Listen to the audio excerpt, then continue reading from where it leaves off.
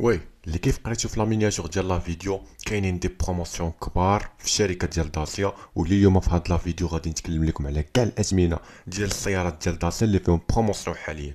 اللي ما تنساوش تكملوا معنا لا فيديو حتى الاخر باش تعرفوا على كاع الاثمنه بشحال ولات داسيا دابا، واللي ولات فعليا بهاد لا بروموسيون اللي كاينه دابا هي كتقدم ارخص سيارات كاينين في المغرب.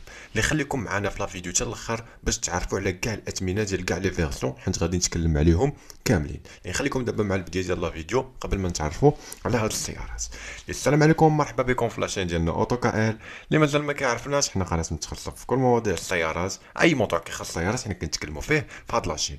يعني الا كان كيعجبك تعرف مواضيع جداد على هاد السيارات، تسمع معلومات على السيارات، بشارك معنا في لاشين باش ديما يبقى يوصلك الجديد. واللي ما تنساش خلي لنا لايك هي اللي كتشجعني اكثر، لايك هي اللي كتخليني نحط لكم فيديوهات اكثر.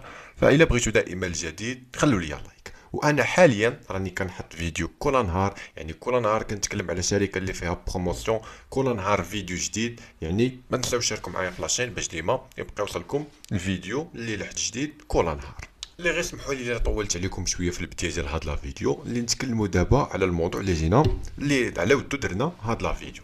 اللي كيف قلت لكم في الاول ديال لا فيديو كاينه بروموسيون كبيره حاليا في كاع السيارات اون جينيرال. بزاف ديال السيارات فيهم دي بروموسيون. الا دخلتوا لاشين ديالي راه دابا تقريبا شي 15 يوم وانا كنلوح الفيديوهات على السيارات اللي فيهم لي بروموسيون. وحاليا اليوم وصلت النوبه او وصل الدور على شركه ديال داسيا، واللي حتى هي فيها دي بروموسيون في كاع لي موديل ديالها كاملين، الا داسيا اللي خرجت جديده حاليا هي الوحيده اللي ما فيهاش بروموسيون. علاش؟ حيت بطبيعه الحال يلا بانت جديده في السوق، وما يمكنش السياره اللي يلاه دخلت للسوق وباقا ما كايناش بزاف يديروا فيها بروموسيون، امبوسيبل. مي لي فيرسيون الاخرين من غير داسيا سانديرو كاملين فيهم دي بروموسيون اللي واعرين بزاف، واللي الثمن ديالها ناقص، واللي فريمون كتعتبر ارخص سياره في المغرب.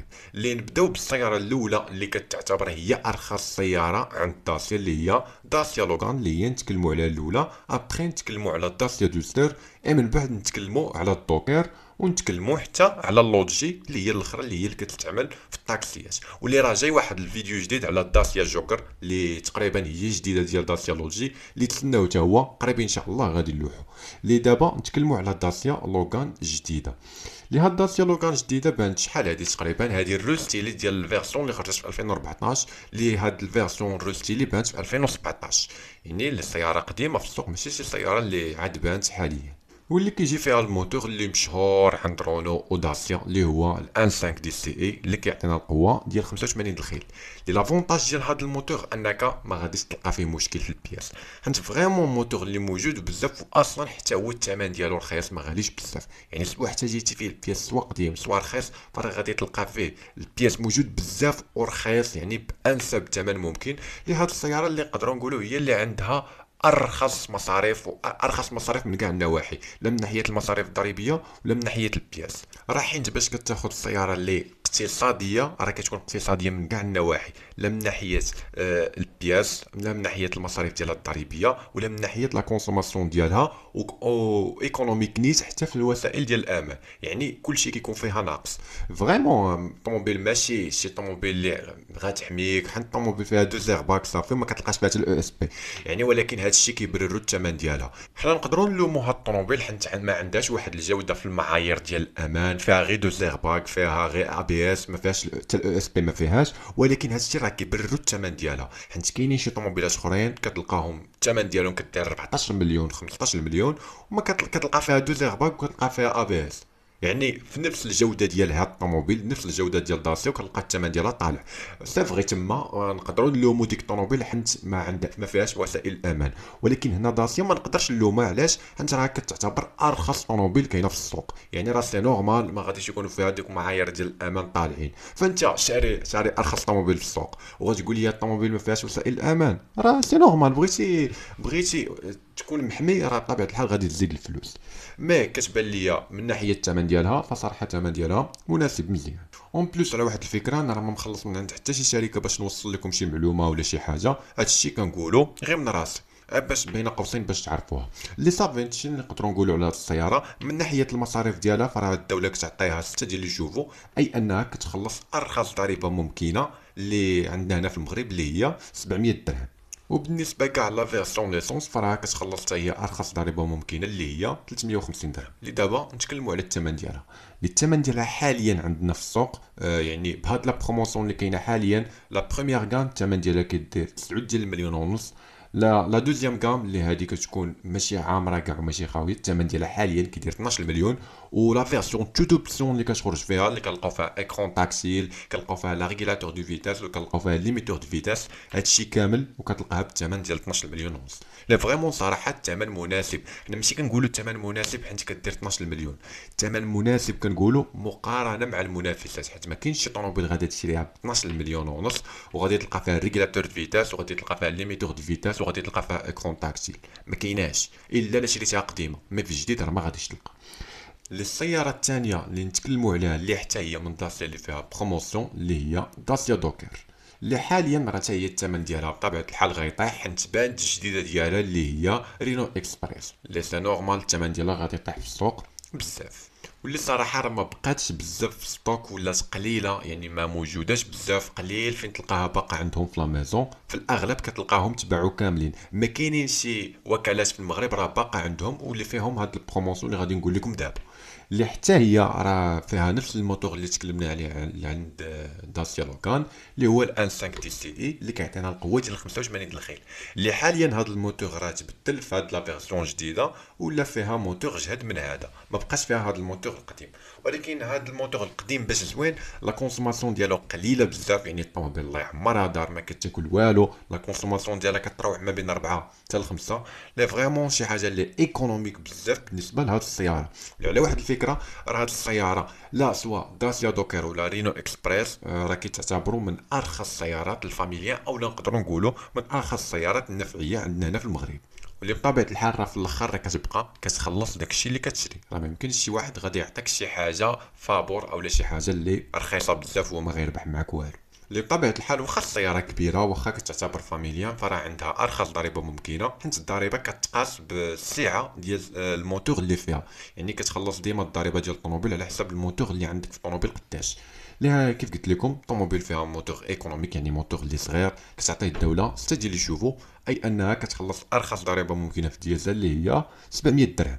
على واحد الفكره، راه السياره واخا تشوفوها كبيره بحال هكا وتبان لكم يعني ثقيله، فراه هاد السياره كتقدر توصل السرعه القصوى ديالها حتى ل 162 كيلومتر في الساعه، واللي كنعرف الناس اللي عندهم داسيا دوكر ووصلوا وفاتوا بها كاع ل 170 كيلومتر في الساعه. مي في لافيش تكنيك ديالها دايرين ليها مريقله على 162 كيلومتر في الساعه، بطبيعه الحال محدده الكترونيا باش الشركه تحافظ على السلامه ديال الركاب ديالها. يعني صراحه 160 كيلومتر في الساعه بالنسبه لهاد السياره فصراحه شي حاجه اللي مزيانه، باش ان فوا غادي تشد بها ديك 120 130 في الاوتوروت غادي تكون الطوموبيل باقا مزيانه وباقي مرتاح الموتور ديالها وما كيغوتش وما فيهش داك الصداع. اللي دابا نهضر لكم على الثمن ديالها حاليا عندنا في السوق. اللي دابا غنتكلم لكم غير على لا فيرسيون يعني اللي كتكون فاميليان كيكونوا فيها الكراسه اللور، هذيك اللي كتكون ديال السلعه ما غاديش نتكلم عليها حيت اصلا جو بونس ما بقاتش في السوق، هذه اللي غادي تقدروا تلقاوها باقا في بعض الوكالات في المغرب. لي لا بروميير غام بطبيعه الحال هذه فاميليا، لا بروميير غام الثمن ديالها كيدير حاليا بهاد لا بروموسيون اللي كاينه 13 مليون ونص. بالنسبه لا دوزيام غام الثمن ديالها حاليا كيدير 14 مليون و 7000 درهم.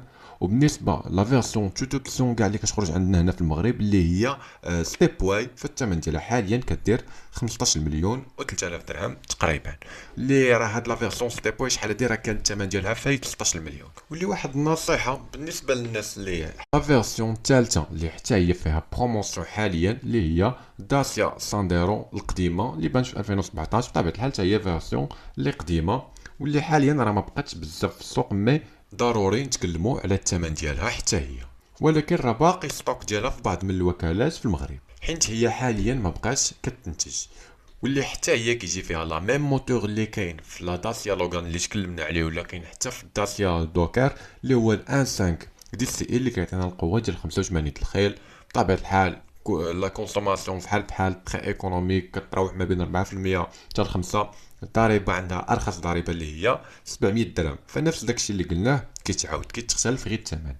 بالنسبه لهاد السياره حاليا بهاد لا بروموسيون اللي كاينه فيها حاليا، لا بروميير غام ديالها الثمن ديالها كيدير 9 ديال المليون و9000 درهم.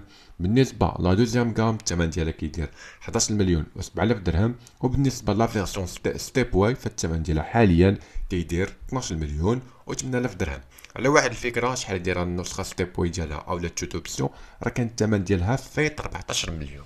واللي صراحه لو لوك ديال لا فيرسيون ستيب واي كيكون زوين وكيكون فيه واحد لو شارم اللي كيعطيك كيلمح لك ان السياره راها 4 4 اولا اس يو في. واللي بالنسبه لا فيرسيون الاخرى اللي غنتكلموا عليها اليوم من داسيا اللي حتى هي فيها بروموسيون اللي كتستعمل في الطاكسيات بزاف، اللي هي داسيا لوجي، اللي هذه على واحد الفكره كتعتبر ارخص سياره فيها 7 ديال البلايص عندنا هنا في المغرب هي هذه. ولكن نوعا ما الناس عندنا هنا في المغرب ما كيفضلوش الطوموبيلات اللي كيكونوا طوال، فالقيمه ديالهم دغيا كطيح في السوق. ولكن حيت هذه كتستعمل في الطاكسيات فاكيد القيمه ديالها ما غاديش طيح. فكون ما كانتش كتستعمل في الطاكسيات كون راها تنسات، كون راها طرات ليها فحال ديك داسيا لوغان اللي كانت بانت شحال هادي فاميليان وما بقاتش كتدخل في المغرب، كان غيطرا لها نفس ليستوار. ميم ملي تستعملات في الطاكسيات فراه اكيد غادي تمشى بزاف. وزيد على هذا اكيد ملي السياره كتستعمل في الطاكسيات قطع الغيار ما غاديش تضرب لهم حسبه، يعني البياس غادي يكون موجود في القديم وفي الجديد. بالنسبه للموتوريزاسيون ديالها فتا هي كيجي فيها لا ميم موتور داسي، كتشد موتور واحد كتفرقوا عليهم كاملين ما عندهاش مشكل. كاين الموتور واحد اللي كيتبدل هو ديال الكات كات اللي كتكون في لا داسيا دوستر، هذيك هي اللي كيجي فيها موتور مبدل، كيجي فيها الموتور اللي كان في الميغان القديمه اللي كيكون 1.5 دي سي اي كيعطينا 110 الخيل. مي لا فيرسيون اللي بقاو كاملين كيجي فيهم نفس الموتور اللي هو 1.5 دي سي اي كيعطينا 85 ديال الخيل. حتى هو لا كونسوماسيون ديالو يعني كتبقى ستابل. مي في هاد لا فيرسيون بحال هكا داسيا دوكر اللي كتكون كبيره الوزن ديالها ثقيل، هنا كتختلف، يعني هنا لا كونسوماسيون كتراوح ما بين 4% حتى ل 6%. واللي الصراحه على الاقل في هاد الداسيا لوجي كان خاصهم يديروا غير الموتور بعدا ديال 110 د الخيل على الاقل، حيت 85 د الخيل جو بونس با واش كافيه في هاد الطوموبيل، حيت الطوموبيل راها كبيره وديال 7 ديال البلايص و7 ديال المقاعد اللي فيها، وقول المغاربه راه كاع ما الا كانت 7 هو غادي يركب 10. بين قوسين انا ما كنهضرش على الطاكسيات، غير كنهضر على الناس العاديين. كاين اللي كيبغي يركب عائلته وما كيبغي يخلي حتى واحد وما كيبغي يخسر الخاطر لتا واحد، فتما فاش كيطرا بحال هاد الحالات. فبالنسبه للثمن ديال هاد السياره حاليا بهاد لا بروموسيون اللي كاينه، فبالنسبه لا بروميير غام ديالها اولا النسخه الخاويه الثمن ديالها كيبدا ب 14 مليون و 2000 درهم تقريبا. بالنسبه لا فيرسيون توت اوبسيون كاع اللي كتخرج عندنا هنا في المغرب اللي هي ستيب واي، فالثمن ديالها حاليا كدير 14 مليون و 8000 درهم. اللي الثمن ديال هاد ستيب واي شحال هادي قبل هاد لا بروموسيون راه كان فايت 17 مليون ونص، كانت كدير اكثر من 17 مليون ونص، ولكن حاليا الثمن ديالها كدير 14 مليون و 8000 درهم تقريبا. واللي حتى لهنا كنكملوا لا فيديو ديال اليوم. ما تنساوش تخليو لنا لايك وما تنساوش تشاركوا معنا في لاشين، ونتلاقاو في فيديو جديد او لا فيديو اخر ان شاء الله.